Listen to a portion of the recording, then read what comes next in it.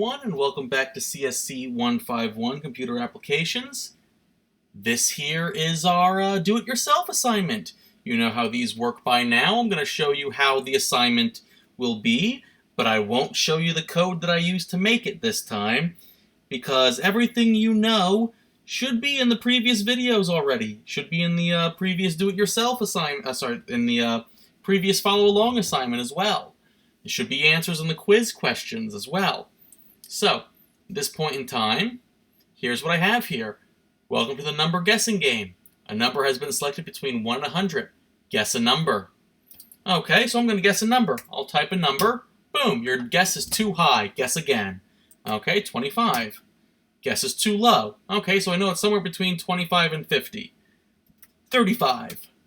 Too high. 30. Too high again. Okay, so 27. Guess is too low. 29. Guess is too high. It's 28.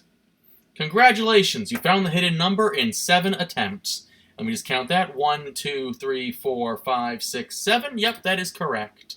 So, just to prove that it's not always going to be 28, let's just run again. There we go. And I'll do 50. Start off with the way. Guess is too high. 25. Guess is too low. 35. Guess is too low. Okay.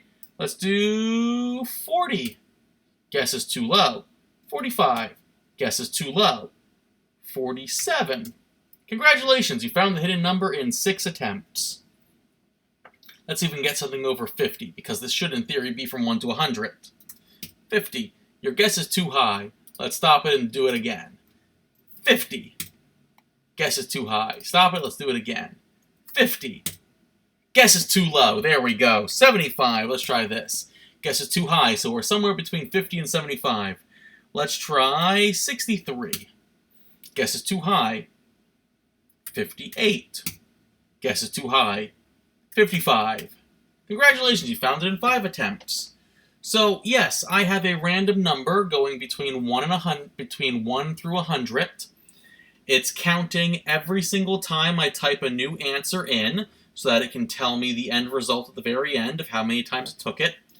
So, I have myself a loop. I could do this in 1 turn if I got really lucky. I could do this in 100 turns if I got really unlucky and just went 1, 2, 3, 4, 5, so on and so forth. But also, just to give people help, it'll tell you if your number you typed in was too low, or if the number you typed in was too high.